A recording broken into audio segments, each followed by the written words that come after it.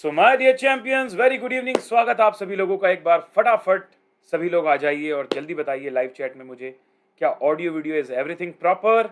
एक बार चेक कर लेते हैं if I am live.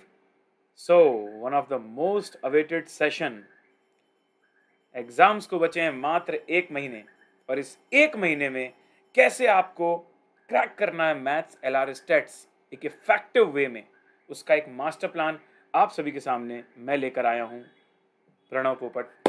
So, my name is Pranav. I am a faculty for paper number 3, Maths, LR and Statistics of CA Foundation level and CA Intermediate level costing. And I am an educator by passion, by choice. दिल से रे, दिल से रे, दिल से रे। चलिए देख लें भाई, is everything proper? Yes sir, everything is proper. Audio video सब कुछ आ रहा है। So very very very good evening सभी लोगों को। तो आज है नवंबर 9, 6 PM। एग्जाम्स चालू होने वाले हैं आपके 14 दिसंबर से। इफेक्टिवली आपके पास मैथ्स स्टेट्स एलआर पढ़ने का अब सिर्फ और सिर्फ 31 डेज बचे हुए हैं। तो सीए फाउंडेशन दिसंबर 2022 के एग्जाम्स देने वाले हर बच्चे के लिए वीडियो बहुत ज़्यादा इंपॉर्टेंट होने वाला है। वीडियो बहुत ज़्यादा बड़ा नहीं होगा, लेकिन इसके अंदर जो मैं गेम प्लान लेकर आया हूँ वो सिर्फ एक सेगमेंट ऑफ स्टूडेंट के लिए नहीं, बल्कि हर कैटेगरी ऑफ स्टूडेंट के लिए रेलेवेंट होगा। हमारा डिस्कशन किस तरीके से प्रोसीड होने वाला है मैं एक एक करके आप लोगों को बता देता हूं। तो सबसे पहले मेरी बात सुनिए। सबसे पहले मैं बात करता हूं कि आपके पास जो अवेलेबल टाइम है, अवेलेबल टाइम सर वो है 10 नवंबर से 10 दिसंबर। आज की तारीख है 9 नवंबर। 10 दिसंबर के बाद आप अकाउंट्स की पढ़ाई तैयारी शुरू कर दोगे, क्योंकि 14 से उसका पेपर होगा। मतलब अगर मैं आपको मैथ्स एलआर स्टेट्स की बात करूं तो अब आपके पास सिर्फ 10 दिसंबर तक का मौका है। मतलब इफेक्टिवली कल से काउंट करने जाएं तो 31 डेज, अराउंड 1 महीना। अब पहला सवाल आप सभी लोगों से, जितने भी लोग लाइव चैट में हैं, पास होना चाहते हो, 60 प्लस लाना चाहते हो या 80 प्लस लाना चाहते हो? मैं ये नहीं चाहता कि तुम जबरदस्ती 80 प्लस बोलो। तुम्हें तुम्हारी स्थिति पता है, तुम किस चीज के लिए अभी एफर्ट कर रहे हो वो तुम्हें पता है। अगर तुम बहुत लेट हो तो तुम पास बोलोगे। अगर तुम मॉडरेटली, तुम्हारी तैयारी ठीक ठाक है, तुम 60 प्लस बोलोगे। अगर तुम बिल्कुल ऑन टाइम थे और तुम्हारी तैयारी बढ़िया चल रही है और तुम्हें ना मतलब हाई टारगेट करना है तो 80 प्लस बोलो। लेकिन जेन्युइन बोलो, जो तुम्हारा दिल से निकलता हो। मैं देखने वाला नहीं हूं, मैं देखने वाला थोड़ी हूं। मैं तो सबके नाम मुझे याद थोड़ी रहते हैं, समझ रहे हो ना बात को। बट जेन्युइन वाला होना चाहिए। और जो जेन्युइन वाला तुम अभी बोलोगे ना, वो तुम मुझे प्रॉमिस कर रहे हो कि सर मैं इतने नंबर तो लेके आऊंगा ही आऊंगा। Yes, very good. अब मैं तुमको 4 बातें बताता हूं जो तुमको उस टारगेट तक पहुंचने में हेल्प करेंगी। ध्यान से सुनना ये 4 बातें। नंबर 1 सर, नंबर 1 होगा कि हम लोगों को हमारे टॉपिक्स में ग्रिप चाहिए। हमारा जो टॉपिक्स होंगे ना उसमें हमारी ग्रिप होनी चाहिए। तो टॉपिक को लेके थोड़ी मैं डिटेल डिस्कशन करूंगा आगे चलकर। दूसरा सर, अगर आपको paper number 3 maths stats LR में अच्छे नंबर लाने हैं ना, तो आपको एमसीक्यूज की प्रैक्टिस होनी चाहिए। सिर्फ टॉपिक, कॉन्सेप्ट और एग्जाम्पल की अंडरस्टैंडिंग होना इनफ नहीं है, क्योंकि क्वेश्चन किस तरीके से बनते हैं, क्वेश्चन एमसीक्यूज में कैसे आते हैं, ये भी आपको पता होना चाहिए। और प्रैक्टिस जब आप करते हो तो कैलकुलेटर में उसे कैसे सॉल्व किया जाता है ये भी आप समझ पाते हो। तीसरा नंबर आता है रिटेंशन। रिटेंशन मतलब आपने कॉन्सेप्ट कर लिया, आपने प्रैक्टिस कर ली, लेकिन अगर पेपर के समय वो चीज आप आउटपुट निकाल नहीं पा रहे हो, आप वो परफॉर्म नहीं कर पा रहे हो, रिटेन ही नहीं है, तो कैसे काम चलेगा? तो तीसरा बात है रिटेंशन, जिसपे हमको अभी डिस्कस करना है। और फोर्थ सबसे इंपॉर्टेंट बात है sir, time management. Time management भी 2 टाइप का होता है। एक टाइम मैनेजमेंट होता है अभी जो तुम्हारे पास बचा हुआ है ना टाइम, उसको कैसे इफेक्टिवली मैनेज करोगे। और दूसरा टाइम मैनेजमेंट है पेपर के 2 घंटे को कैसे मैनेज करोगे। क्योंकि अभी तुमने कितना भी टाइम मैनेज कर लिया, लेकिन वो 2 घंटे अगर तुम टाइम मैनेज नहीं कर पाए ना, तो पूरी 6 महीने की मेहनत धुल जाएगी। Right everyone. अब इन चारों टॉपिक के बारे में एक एक करके मैं तुमको बात बताऊंगा। ये पहला टारगेट रहा हमारा। दूसरा, लास्ट 1 मंथ का एक प्लान बताऊंगा तुमको। लास्ट 1 मंथ का एक प्लान, जो प्लान करने का तरीका बताऊंगा। प्लान तो तुमको करना है, मैं एक तरीका बताऊंगा। फ्लेक्सिबल रहेगा ये। फ्लेक्सिबल मतलब different different types of student हमारे पास बैठे हैं। कुछ की तैयारी बिल्कुल नहीं है, कुछ बहुत अंडर कॉन्फिडेंट है, कुछ बहुत हाईली कॉन्फिडेंट है, कुछ ओवर कॉन्फिडेंट है, कुछ रिपीटर्स हैं, कुछ फ्रेशर्स हैं। हर टाइप के कैटेगरी ऑफ स्टूडेंट के लिए वो प्लान एप्लीकेबल रहेगा। तो जब आप देखोगे तो आप खुद समझ जाओगे। 4th नंबर पे आता है general tips and motivation. General tips and motivation दूंगा मैं आप लोगों को, कुछ ऐसी चीजें जो आपको इस 1 महीने में ध्यान रखनी चाहिए। और सबसे चौथे नंबर पे आता है स्टूडेंट्स के डाउट, जिसको लेके सर मैंने एक शॉर्ट्स डाला था और मैं उसके बारे में लास्ट में बात करूंगा। चलिए सर। सबसे पहले, जैसा कि मैंने आपको बोला, ग्रिप ऑन टॉपिक। कभी भी यार अगर मैं पेपर नंबर 3 की बात कर रहा हूं ना, मैं टॉपिक पे ग्रिप कैसे लाता हूं। Let's understand the mechanism. सबसे पहला काम होता है सर रेगुलर क्लास लेना। मैं अज्यूम करता हूं कि most of you have taken regular classes. Sir हमने कुछ चैप्टर की नहीं ली, अरे दैट्स फाइन, बट आप में से कोई ऐसा नहीं होगा जो आज आया और बोला अरे सीए फाउंडेशन का एग्जाम हो रहा है क्या, आज से पढ़ाई चालू करूंगा, मैं पहली बार बुक देखूंगा स्टडी मटेरियल। नहीं नहीं, ऐसा तो कोई नहीं होगा सर, कुछ ना कुछ क्लासेस तो आपने करी होंगी। जब आप क्लास करते हो तो आपका टारगेट होता है कि आप जो कॉन्सेप्ट्स हैं वो बहुत अच्छे से अपने दिमाग में एब्जॉर्ब कर लो, आप चीज़ों को बहुत अच्छे से समझ जाओ, आप उनके एग्जाम्पल्स कर लो। उसके बाद जब आप एग्जाम्पल्स कर लेते हो, आपकी बिल्डिंग हो जाती है कॉन्सेप्ट की, फिर आप करते हो मेन एक्सरसाइज। क्या करते हो आप? Main exercise. When I am talking about main exercise, I am saying other than set C and other than additional question bank. जो स्टैटिस्टिक्स के चैप्टर्स में सेट सी है ना, जहां 5-5 नंबर के सवाल होते हैं, और एडिशनल क्वेश्चन बैंक मैथ्स में, इन दोनों को छोड़ के बोल रहा हूं मैं। ये हम लोग मेन बैच के अंदर करवाते हैं। और अगर कोई व्यक्ति इतना कर लेता है हर एक चैप्टर का कैलकुलस को छोड़ के, तो 60 नंबर लाने योग्य वो बन सकता है, लेकिन अगर वो उस चीज को रिवाइज भी करता रहे। अब बात आती है सर कि मैं 60 में सेटल नहीं होने वाला, I am not going to settle in 60। तो जो 60 में सेटल नहीं होने वाला रहता ना, वो पीवाईक्यू और एमटीपी में भी मेहनत करता है। अब यहां पर पॉइंट आता है टाइम का। जो टाइमली स्टार्ट करेगा, उसका टाइमली पहला 3 पार्ट कंप्लीट होगा, तो वो एमटीपी पीवाईक्यू में जा पाएगा। अब कोई बच्चा 1 महीने पहले पढ़ना चालू करता है और कहता है सर एक काम करता हूं, पीवाईक्यू एमटीपी कर लेता हूं, कॉन्सेप्ट तो बाद में होते रहेंगे। भाई तू कहीं का नहीं बचेगा। ये 0 से 60 लाने के लिए, जब 0 से 60 ले आएगा तभी तो 61 से लेके 80 तक जाएगा ना। सर 0 से 60 तो आ जाएंगे, मैं 61 से 80 की तैयारी कर लेता हूं। अच्छा, वो नहीं हो पाएगा भाई। तो सबसे पहले ये तुम्हारा प्राइमरी चीज है, ये तुमको अच्छे से करना है, तभी तुम पास हो पाओगे। और अच्छे नंबर लाने हैं तो एक्स्ट्रा चीजें करोगे। तो वो तुम अपनी स्थिति देख लोगे, उसके हिसाब से तुमको पता चल जाएगा कि तुम्हारी ग्रिप का मतलब क्या है। अगर यू आर ऑलरेडी लेट तो तुम सिर्फ पहली 3 चीजों पर फोकस करो। If you are on time तो तुम्हें पीवाईक्यू और एमटीपी पर भी पूरी कमांड आनी चाहिए। अगला पॉइंट, प्रैक्टिस ऑफ एमसीक्यूज। अब मैं बात करना चाहता हूं आपके सामने प्रैक्टिस ऑफ एमसीक्यूज। तो सर एमसीक्यूज की प्रैक्टिस के हमने कैसे मैकेनिज्म बनाए हैं? जब हम कोई भी टॉपिक करवाते थे क्लास के अंदर, हम उसकी टॉपिक वाइज क्विज लेते थे। दूसरी चीज, हम उसका सेक्शनल टेस्ट भी लेते हैं, बीच बीच में आपके टेस्ट होते रहते हैं यूए लाइट एक्सेट्रा में। और तीसरी चीज आती है सर आपके मॉक टेस्ट पेपर। तो अगर आपको एमसीक्यूज की प्रैक्टिस करनी है तो ये 3 चीजों पर आपको वर्क करना पड़ता है, जिसमें से पहली 2 चीजों पे वर्क आप ऑलरेडी कर चुके हो। अब जो समय है ना, वो मॉक टेस्ट पेपर्स पर वर्क करने का है, जहां पर आप एक साथ मल्टीपल टॉपिक्स के क्वेश्चंस देखते हो। क्योंकि अभी तक जब आप चैप्टर वाइज देखते थे ना, तो आपको बस ऐसा कॉन्टेक्स्ट बना होता था कि हाँ अभी मैंने ये पढ़ा है तो ऐसे क्वेश्चन बन जाएंगे। लेकिन जब एक साथ पूरा सिलेबस आता है और एक साथ सारे अलग अलग चैप्टर से क्वेश्चन मिक्स हो जाते हैं, तब असली टेस्ट होता है, क्योंकि पेपर में यही होने वाला है। ठीक है। और तीसरा आता है तुम्हारा रिटेंशन। सर रिटेंशन कैसे करेंगे? रिटेंशन करने के लिए एक चीज है sir, self revision. Self revision is a very very very important thing. लेकिन सेल्फ रिवीजन में कुछ बच्चे गड़बड़ी करते हैं। गड़बड़ी क्या करते हैं? सर मोटिवेशन नहीं आ रहा है, सर वो बैठे बैठे नींद आ जाती है, सर खुद से समझ में नहीं आ रहा, याद ही नहीं आ रहा कैसे करना है। इसीलिए तो हमने तुम्हारे लिए रिवीजन लेक्चर्स बनाए हैं। तो हमने जो तुम्हारे लिए रिवीजन लेक्चर्स बनाए वो इसीलिए बनाए हैं, ताकि अगर तुम्हें कभी ऐसा फील हो कि तुम्हें पुराना याद ना आ रहा हो, तो तुम्हें फिर से क्लास ना देखनी पड़े, तुम सिर्फ रिवीजन लेक्चर देख के सारी पुरानी चीजें याद कर पाओ। Are you getting my point? फिर आता है सर फॉर्मूला शीट्स।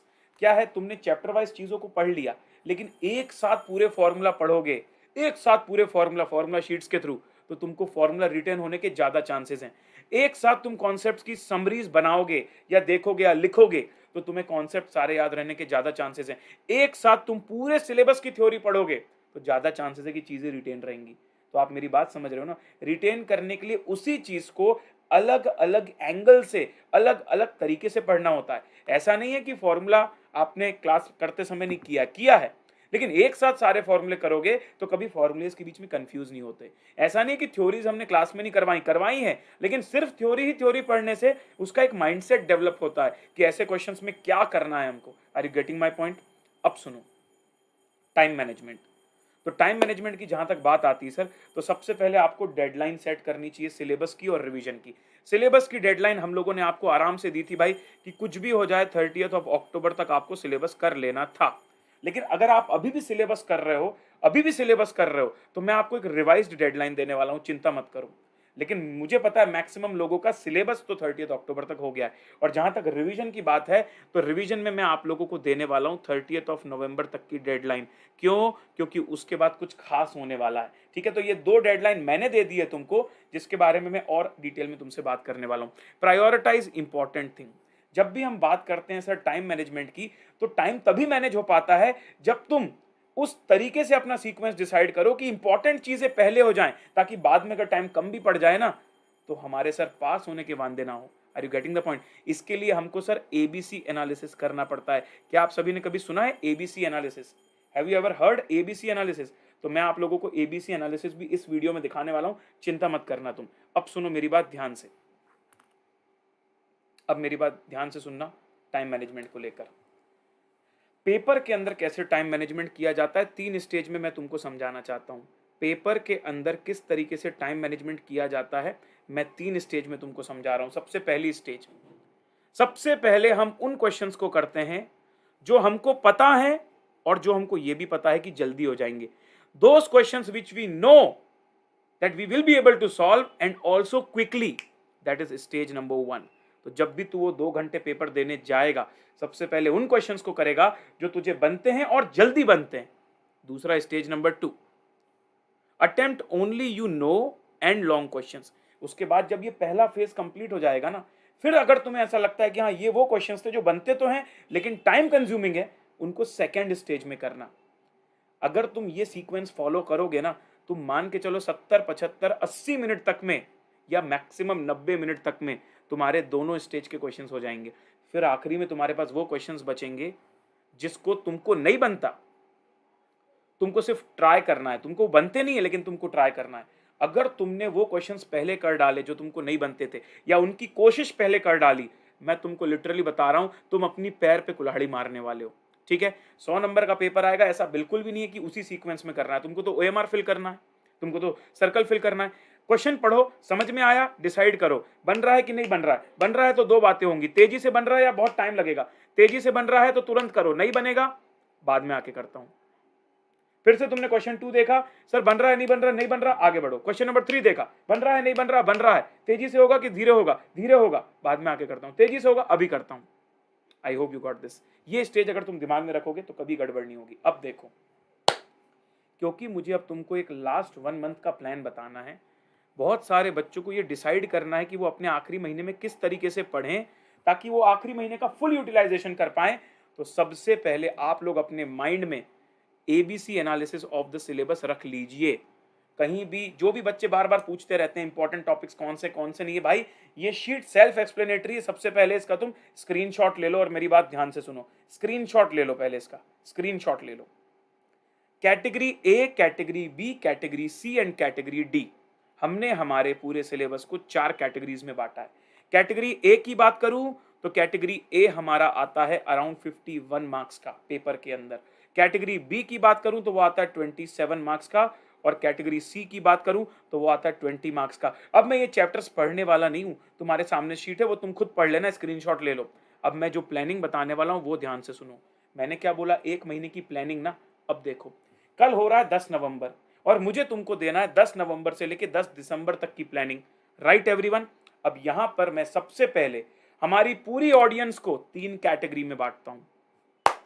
एक वो कैटेगरी जिसको पता है कि उसके पास समय है, वो बहुत टाइमली सब क्लासेस कर लिया था, सब कुछ कर लिया था और उसने तीनों कैटेगरी टारगेट करी है। तीनों कैटेगरी टारगेट करी है मतलब वो कैटेगरी ए के भी चैप्टर्स करेगा, बी के भी चैप्टर्स करेगा और सी के भी चैप्टर्स करेगा। डी भले छोड़ दे लेकिन वो तीनों टारगेट करेगा। वो तुम्हें पता है कि तुम्हें कैटेगरी सी टारगेट करनी है कि नहीं। अगर तुम्हारा क्लास हुआ, सब कुछ बिंदास चला, सब कुछ ऑन टाइम चला और तुमने सी कैटेगरीज के सिलेबस के क्लासेस भी कर ली हैं, तो तुमको बिल्कुल छोड़ना नहीं चाहिए, सवाल ही नहीं उठता। यह है फर्स्ट। ऐसे बच्चों को क्या क्या करना चाहिए, ध्यान से सुनना। ऐसे बच्चों को अब 10th नवंबर से लेकर 20th नवंबर तक अपना first revision in any cost complete कर लेना चाहिए। आज है 9 नवंबर, मैं तुमको 20 नवंबर का टारगेट दे रहा हूं उन बच्चों को जो पूरा सिलेबस करके जाने वाले हैं। तुमको फर्स्ट रिवीजन 20 नवंबर तक कर लेना है, चाहे वो तुम सेल्फ करो चाहे तुम रिवीजन लेक्चर से करो, वो तुम्हारे ऊपर है। मैंने तुमको टारगेट दिया है, it's up to you which suits you best. मैं यहां पर ये नहीं बोलूंगा ऐसे कर लो वैसे कर लो, इतना तो तुम खुद कर सकते हो। इतना आत्मनिर्भर तो इंसान खुद बन सकता है कि करना कैसे है। है ना, रिसोर्सेज बता दूंगा कहाँ है, लेकिन डिसाइड तुमको करना है कैसे करोगे। दूसरा, इस रिवीजन के साथ पैरेलल तुम मेरे साथ कॉन्फिडेंस बूस्टर सीरीज ज्वाइन करोगे। कॉन्फिडेंस बूस्टर सीरीज में मैं ऐसी चीजें करवाने वाला हूं जो तुम सेल्फ नहीं कर पाओगे, या सेल्फ करने जाओगे भी ना तो तुम्हें बहुत टाइम लगेगा। क्या तुम्हारे पास इतना टाइम है कि तुम सारे फॉर्मूले कंपाइल करके शीट बना के उसको रिवीजन करने बैठोगे? नहीं हो पाएगा, टाइम लगेगा। क्या तुम्हारे पास इतना टाइम है कि तुम पूरे सिलेबस में से थ्योरी के पॉइंट्स ढूंढ के और उसको रिवाइज करने बैठोगे? नहीं। तो इसके लिए कॉन्फिडेंस बूस्टर सीरीज भी ज्वाइन कर लेना, जो सिर्फ 7 दिन की होगी और कल से शुरू होने वाली है। यह हुआ कैटेगरी ए के लिए 10 नवंबर से 20 नवंबर तक का टारगेट। दूसरा, जब तुम 20 नवंबर तक रिवीजन करोगे और जब तुम कॉन्फिडेंस बूस्टर सीरीज में रहोगे, तो तुम्हें अपने माइंड को अलर्ट रखना है और अपने आप से एक बात पूछते रहना है, क्यों भाई तेरे को कौन से टॉपिक में दिक्कत आ रही, क्यों भाई तेरे को कौन से टॉपिक में दिक्कत आ रही, कौन सा तेरा वीक एरिया है, और वो वीक एरिया तुमको लिखते जाना है। कल से 11:30 बजे मैं मिलूंगा ना, जब मैं चीज़ें रिवाइज करवाऊंगा ना, जब मोस्ट एक्सपेक्टेड एमसीक्यू करवाऊंगा, जब थ्योरी है ज़रूरी करवाऊंगा, जब फॉर्मूला मैराथन करवाऊंगा, तो तुमको कॉपी में लिखते जाना है कि तुम्हें कौन से टॉपिक्स में दिक्कत है। और फिर जो 20 नवंबर से 30 नवंबर का समय है ना, वो 10 दिन का समय तुम्हें बार बार वही चीज़ करने में नहीं लगाना है। 20 नवंबर से 30 नवंबर का समय सिर्फ और सिर्फ उन वीक एरियाज को इंप्रूव करने में लगाना है। You getting this? ठीक है सर। उसके बाद आएगा तुम्हारे पास आखिरी 10 दिन, जिसमें हम लेकर आने वाले हैं पूरा सिलेबस का मैराथन सीरीज। और उस मैराथन सीरीज में मैं क्या इंश्योर करूंगा कि मैं तुमको कॉन्सेप्ट, स्टडी मटेरियल के क्वेश्चंस और पीवाईक्यू और एमटीपी के सिलेक्टेड प्रॉब्लम्स भी वहां कवर करवा दूंगा, लेकिन वहां स्पीड रहेगी सुपर फास्ट। तो 30 नवंबर तक तुम जो मैं टारगेट दे रहा हूं वो कर लोगे ना, तो तुम्हारा मैराथन बहुत इफेक्टिव रहेगा, और वो 10 दिन में तुम्हारा ऐसा कॉन्फिडेंस और बूस्ट हो जाएगा कि पेपर की तुम्हारी टेंशन ही दिमाग से चली जाएगी। ये हो गया उन बच्चों के लिए जो कैटेगरी ए बी सी के चैप्टर्स कर रहे हैं। इसमें रिपीटर्स भी आते हैं। क्यों? क्योंकि रिपीटर्स मेरे को एक्सक्यूज नहीं दे सकते कि सर हम ये चैप्टर छोड़ के जा रहे हैं। भाई तुम रिपीटर हो, मतलब तुम दूसरी बार पेपर दे रहे हो, मतलब तुमने पहली बार ही क्लास कर ली थी पहले अटेम्प्ट में, फिर तुमने इस अटेम्प्ट तक क्यों नहीं किया? तो तुम कुछ छोड़ के नहीं जा सकते, तुम्हारे लिए कुछ भी छोड़ना अलाउड नहीं है। अगर तुम छोड़ रहे हो तो गलत बात है, मतलब तुमने बीच में पढ़ाई नहीं करी है। ठीक है। फिर आता है second category of student. Second category of student है जिसको ए प्लस बी चैप्टर्स ही करना है, जिनको मैं खुद बोलता हूं कि तू सी कैटेगरी चैप्टर छोड़ दे, तू छोड़ दे परम्यूटेशन एंड कॉम्बिनेशन, तू छोड़ दे सेट रिलेशन फंक्शन, तू छोड़ दे प्रोबेबिलिटी, तू छोड़ दे थ्योरेटिकल डिस्ट्रीब्यूशन। ये चारों चैप्टर छोड़ दे, तू मत कर, कोई बात नहीं, क्योंकि तेरे को पता है कि तेरे पास टाइम नहीं उतना करने का। अब तेरे को मैं क्या टारगेट दे रहा हूं, ध्यान से सुनना। सेकंड वालों को बोल रहा हूं, ये जिनको सिर्फ ए प्लस बी करना है ना, उनकी बात कर रहा हूं अभी मैं। तुमको अपने कैटेगरी ए और बी के चैप्टर का रिवीजन कर लेना है 20 नवंबर तक। जैसे पहले वालों को मैंने पूरा सिलेबस रिवाइज करने को दिया है ना 20 नवंबर, तेरे को ए और बी वाली कैटेगरी रिवाइज करनी है बस। अभी सी कैटेगरी को छोड़ दे, और साथ ही साथ कॉन्फिडेंस बूस्टर सीरीज भी ज्वाइन करनी है। कॉन्फिडेंस बूस्टर सीरीज भी ज्वाइन करनी है, क्योंकि उसमें मेजॉरिटी ए और बी चैप्टर्स ही कवर होंगे। उसमें सी का ज्यादा काम आने वाला भी नहीं कॉन्फिडेंस बूस्टर सीरीज में, क्योंकि हाई वेटेज वाले क्वेश्चन ही ज्यादा लिए जाते हैं। ठीक है। फॉर्मूला मैराथन में भी मैक्सिमम वही आएगा। फिर जो तुम्हारे पास 20 नवंबर से 30 नवंबर का समय बचेगा ना, मैं तुम्हारे लिए एक स्पेशल सीरीज लेकर आने वाला हूँ। क्या है वो स्पेशल सीरीज का मतलब? सर देखो, एक स्टूडेंट वो है जिसने ये चारों चैप्टर को, PNC, set relation, probability, theoretical distribution को रेगुलर क्लास से किया है, वो उनके रेगुलर रिवीजन वीडियो से रिवाइज कर लेंगे 20 तारीख तक। लेकिन वो बच्चे जो सेकेंड कैटेगरी में आ रहे हैं और जो उनको चैप्टर को छोड़ के जा रहे थे, मैं आपको सिर्फ 5 से 7 लेक्चर्स के अंदर वो चारों चैप्टर की ऐसी जिस्ट दे दूंगा, एक ऐसी समरी दे दूंगा कि तुम्हारा कमांड तो नहीं बनेगा उन चैप्टर में, लेकिन उन चैप्टर्स में तुमको आधे क्वेश्चंस बन जाएंगे, जो उस चैप्टर से इजी क्वेश्चंस आएंगे वो तुमको बन जाएंगे। तो ये जो स्पेशल सीरीज आएगी, ये 20 नवंबर और 30 नवंबर के बीच में आएगी, और ये सिर्फ उनके लिए रहेगी जो कैटेगरी बी के चैप्टर्स कैटेगरी सी के वो 4 चैप्टर छोड़ के जा रहे हैं, जो करके जा रहे हैं उनके लिए ये सीरीज नहीं रहेगी। ठीक है। अगला, अब जो हमारा 20 से 30 नवंबर तक का समय है ना, वहां पर तुम लोगों को मॉक टेस्ट भी सॉल्व करना है। और जब मैं मॉक टेस्ट बोलता हूं, बच्चे कंफ्यूज हो जाते हैं, उनको लगता है कि मैं मॉक टेस्ट के क्वेश्चंस की बात कर रहा हूं। नहीं, तुमको पूरा पेपर उठाना है, तुमको टाइमर लगाना है, तुमको फोन को ऑफ रखना है और 2 घंटे में पेपर देना है। तुमको ये टेंशन नहीं लेनी कि उसमें तुम फेल होगे पास होगे, तुमको बस एग्जाम एनवायरनमेंट बनाना है। जितनी मैक्सिमम बार तुम बना सको वो तुम्हारे ऊपर है। मैं मिनिमम 2 मॉक टेस्ट पेपर तो तुमको बोलूंगा, मिनिमम 2 मैक्सिमम में कोई लिमिट नहीं है, मिनिमम 2 तुमको करना ही करना पड़ेगा। ये दोनों सभी लोगों के लिए। और फिर जो आखिरी के 10 दिन में, उसमें तो मैंने जो कि तुमको बोला कि मैराथन सीरीज आएगी पूरे सिलेबस की, तो 1 दिसंबर से 10 दिसंबर तक तुम हमारे लिए रिजर्व रखो। बाकी 30 नवंबर तक जो मैं तुमको टारगेट दे रहा हूँ, वो कंप्लीट करो। तो जैसा कि मैंने बोला, कॉन्फिडेंस बूस्टर सीरीज तो है ही, लेकिन उसके साथ साथ एक स्पेशल सीरीज आएगी सिर्फ उन चैप्टर्स के लिए जो चैप्टर आप छोड़ के जाने वाले हो। उनको मैं पूरा नहीं, शॉर्ट में पढ़ा दूंगा, इतना पढ़ा दूंगा कि तुमको कुछ तो बन जाएगा पेपर में उससे। फिर आता है सर वो कैटेगरी जो पास होने के लिए पढ़ रही है। सर पास करवा दो बस, सर कृपा हो जाएगी सर, बस पास करवा दो। अब तुम मेरी बात ध्यान से सुनो भाई, तुम ना तुम्हारे 20 नवंबर तक सिर्फ और सिर्फ कम से कम ओनली ए चैप्टर्स का रिवीजन कर लो। सिर्फ और सिर्फ ओनली ए चैप्टर्स का रिवीजन कर लो। मैं इतनी तो उम्मीद रखता हूं कि तुमने ए कैटेगरी वाले चैप्टर की रेगुलर क्लास कर ली है। अगर रेगुलर क्लास कर ली है तो अब सबसे पहला काम उठाओ तुम कि 10 नवंबर से 20 नवंबर तक कैटेगरी ए वाले चैप्टर्स का तुमको रिवीजन करना है। जब तुम ये रिवीजन कर दोगे, जब तुम ये रिवीजन कर लोगे, उसके बाद फिर तुम्हारे पास समय बचता है तो तुम कैटेगरी बी के कुछ चैप्टर्स की क्लासेस करो। अगर नहीं बच पा रहा है तो कोई बात नहीं, लेकिन पहले तुम अब इसका रिवीजन चालू कर दो क्योंकि समय अब कम बचा है तुम्हारे पास। अगला पॉइंट, कॉन्फिडेंस बूस्टर सीरीज।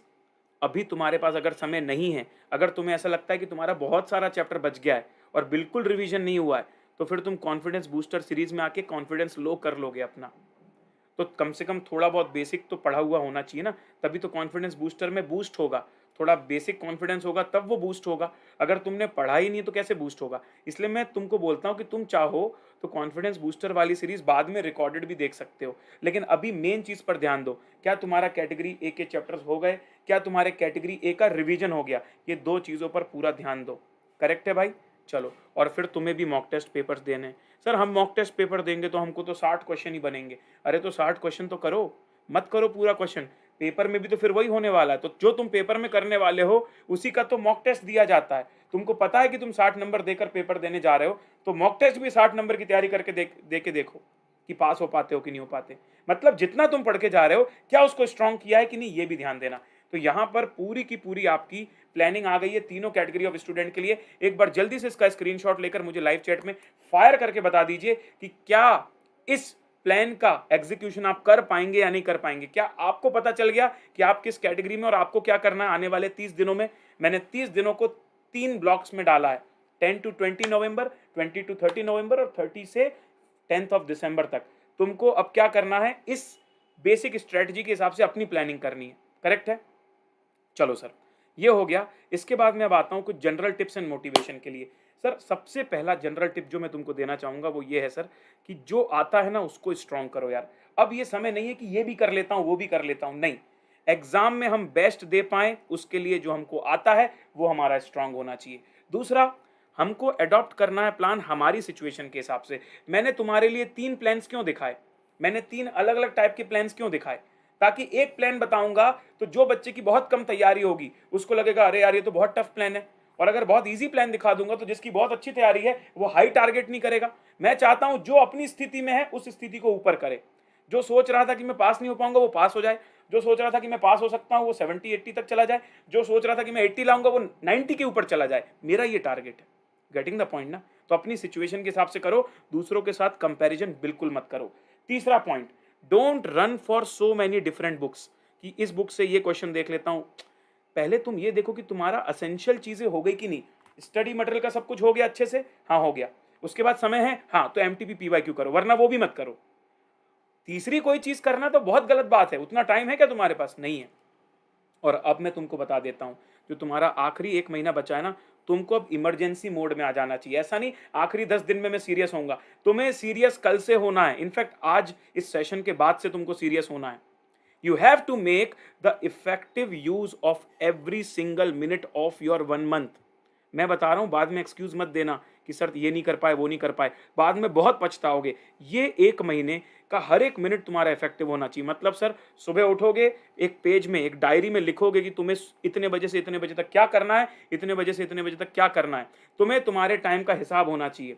तुम यूज करो डीएनडी। तुम्हें ऐसा लगता है कि किसी का फोन आ जाता है, किसी का मैसेज आ जाता है, नेट बंद रखो। फोन आ जाता है, डीएनडी कर दो, स्विच ऑफ कर दो। तुम्हारा जो तुमने एक स्लॉट डिसाइड किया कि 1.5 घंटे बैठ कर कंटिन्यूस पढ़ूंगा ना, उसमें फोन भी ऑफ हो जाना चाहिए। गेटिंग? ठीक है। और लोगों को नो बोलना सीखो। 1 महीने में कह देना, कोई भी आए ना, चल घूमने चलते हैं, भाई 1 महीना बचा, अभी नहीं आ पाऊंगा, बाद में घूमूंगा। पेपर देने के बाद पूरे 2 महीने घूमूंगा, रिजल्ट आने में बहुत टाइम लगता है। समझ गए बात को? तो नो बोलना सीखो। और 5वां पॉइंट है जो तुम्हारा एग्जाम का स्ट्रेस होता है ना, इट्स अ गुड थिंग, लेकिन अगर एक लिमिट तक लिया जाए, अगर तुमने उसकी लिमिट क्रॉस कर दी ना स्ट्रेस की भी, तो कोई मतलब नहीं है। इसलिए मेंटल और फिजिकल हेल्थ को भी मेंटेन करके चलो, थोड़ा बहुत बेसिक एक्सरसाइजेस करो। मुझे पता है सीए फाउंडेशन मेहनत बहुत करनी पड़ती है, लेकिन इतना समय तो इंसान निकाल ही सकता है कि 15-20 मिनट, आधे घंटे कुछ ना कुछ फिजिकल एक्टिविटी कर ले दिन भर में। योगा कर ले, कुछ भी कर ले, वॉक कर ले, व्हाट्सोएवर। ठीक है, समझ रहे हो ना बात को, इतना जरूर कर लेना तुम। तो चलिए भाई, इसके साथ मुझे जो आपको टिप्स देनी थी वो यहाँ पर है, इसको आप स्क्रीनशॉट ले सकते हो। इन 5 बातों को आप याद रखिएगा। और अब मैं अपनी कुछ फेवरेट लाइंस आपके सामने गुनगुनाने वाला हूं और आप सभी के अंदर जोश भरने की कोशिश करूंगा। तेरी वो रफ्तार हो, रोके से भी तू ना रुके, हासिल कर ऐसा शिखर, पर्वत की भी नजरें उठे, आशाएं खिले दिल की, उम्मीदें हंसे दिल की, अब मुश्किल नहीं कुछ भी, नहीं कुछ भी। चलिए सर, तो इसके साथ सेशन को जल्दी एंड करेंगे। एक इंपॉर्टेंट बात बता देता हूं आप लोगों को, बाहुबली टीम का ग्रैंड अनाउंसमेंट होने वाला है नए टाइम टेबल के बारे में, जिसमें आप लोगों को भी आना है आज रात को 9 बजे, और आपके जो जूनियर्स आएंगे जिनको आपने रेफर किया हमसे पढ़ने के लिए, उनको भी बता देना कि वो भी आज रात के 9 बजे लाइव आ जाएं हमारे चैनल पर। ग्रैंड अनाउंसमेंट के लिए छोटा सा सेशन होगा, पूरी बाहुबली टीम से आप मिल लोगे, आपके चेहरे में खुशी आ जाएगी। ठीक है सर।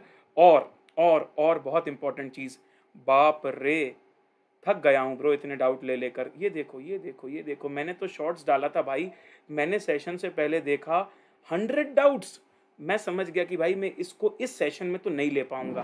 तो अब चिंता मत करो तुम, भले ही कितने सारे डाउट्स हैं, भले ही मैं थक गया हूं ब्रो, पर तुम्हारे लिए नहीं। भले ही ये थक गया हो, लेकिन मैं नहीं थका हूं। मैं तुम्हारे लिए आज आज रात को मेरी 7:30 से 9:30 बजे वाली प्लस क्लास खत्म करने के बाद एक वीडियो रिकॉर्ड करूंगा, जिसमें एक एक डाउट का रिप्लाई करूंगा, और उस वीडियो को कल मैं पब्लिश करूंगा शाम को 6 बजे। तो reply to all your doubts that I have asked in shorts and the insta. तो एक स्पेशल वीडियो आएगा, और ये भी बता दूं वो लाइव नहीं रहेगा, वो रिकॉर्डेड रहेगा, क्योंकि उसमें लाइव तुम्हारा आना जरूरी नहीं है। तुम्हारा डाउट जाके तुम उस वीडियो में जाना, अपना डाउट देख लेना। तो जिसने जिस सीक्वेंस में डाउट पूछा है ना, वीडियो के पब्लिश होने के बाद जिसने सबसे पहले डाउट पूछा है उसका सबसे पहले आंसर आएगा। तो तुम समझ जाना कि तुम्हें वीडियो के किस पार्ट में जाना है। अगर तुमने बहुत शुरू में डाउट पूछा है तो वीडियो की स्टार्टिंग में तुम्हारे डाउट का आंसर मिल जाएगा, और अगर तुमने लेट पूछा है तो तुम्हारे डाउट का आंसर उसमें लेट मिल जाएगा। लेकिन ये वीडियो आपको मिलेगा कल शाम को 6 बजे इसी चैनल पर, और ये प्री रिकॉर्ड रहेगा। तो अभी के सेशन में मैं टाइम वेस्ट नहीं करना चाहता, क्योंकि मुझे पता है कि इतने 100 क्वेश्चंस में तुमको आंसर नहीं कर पाऊंगा। इसके साथ मैं इस सेशन को करता हूं ओवर। अगर आप लोगों को मजा आया हो तो आप इस वीडियो के खत्म होने के बाद, कमेंट बॉक्स में एक कमेंट लिखेंगे। आपको लिखना है रुकूंगा नहीं, डरूंगा नहीं, और फिर लिखना है आपका नाम, और उसके बाद आपको लिखना है आपकी सिटी और स्टेट। ये आपको कमेंट बॉक्स में लिखना है, लाइव चैट में नहीं। ठीक है, ओके। और उसके बाद आप #P² लिख देना। ठीक है, चलो। तो ये है आज का आपका एजेंडा भी, जैसे वीडियो एंड होता है उसके बाद आप ये डाल देना। चलिए, ठीक है, चलो। अब जो भी बच्चे हमारे साथ नए जुड़ते हैं, तो रिचुअल के हिसाब से मैं फटाफट आप लोगों को बता देता हूं कि आप हमारी अनअकैडमी की बैचेस कैसे ज्वाइन कर सकते हैं। जैसे यूट्यूब पे हम क्लास लेते हैं, वैसे अनअकैडमी के पेड ऐप में हम कंप्लीट बैचेस लेते हैं, फुल सिलेबस। तो May 23 के लिए नई बैचेस आने वाली हैं, उसको कैसे ज्वाइन कर सकते हो। आप अनअकैडमी की वेबसाइट पर जाइए, उसके बाद सीए फाउंडेशन में क्लिक कीजिए। एग्जाम में जैसे आप आएंगे, यहाँ पर ये देखो आपको चार्टर्ड अकाउंटेंसी मिलेगा, और ये सीए फाउंडेशन जैसे ही आप क्लिक करोगे आपके पास ग्रीन बटन आएगी, इसमें आप गेट सब्सक्रिप्शन क्लिक करेंगे, और इसको क्लिक करने के तुरंत बाद आपके 3 ऑप्शन आएंगे। क्लासेस के लिए प्लस, क्लासेस के साथ एक्स्ट्रा आपको live mentorship, study mat, doubt solving चाहिए तो आइकॉनिक, और लास्ट में आपको मिलेगा लाइट, जिसके अंदर टेस्ट सीरीज है। आप अपने हिसाब से सिलेक्ट करके, अपना ड्यूरेशन सिलेक्ट करके, जैसे अगर मैं बताऊं आपको तो 6 महीने का प्लस आपको आता है 14,500 बिफोर डिस्काउंट। मेरा कोड अगर आप यूज़ करोगे CAPRANAV अप्लाई करोगे तो आपको वो कोड मिल जाएगा। कोड अप्लाई करने के बाद आपको 6 मंथ का सब्सक्रिप्शन मिल जाएगा 13,050 रुपीज़ में। ठीक है, चलो जी, thank you so much everyone. Take care, bye bye, and I hope कि ये वीडियो आपके लिए हेल्पफुल रहा। इस वीडियो को मैक्सिमम लोगों तक शेयर कीजिएगा। अभी तक अगर आपने वीडियो को लाइक नहीं किया तो लाइक जरूर कर दीजिएगा। See you all, love you all, take care. कल मिलते हैं 11:30 बजे। किस चीज के लिए सर? कल मिलते हैं 11:30 बजे। कॉन्फिडेंस बूस्टर सीरीज का पहला सेशन, थ्योरी है जरूरी पार्ट 1, जिसके अंदर मैं आपको समरी नोट्स दूंगा पूरे थ्योरी के, और थ्योरी का कॉन्सेप्ट ब्रीथलेस तरीके से समझाऊंगा। कोई जो मिला तो मुझे ऐसा लगता था जैसे मेरी सारी दुनिया में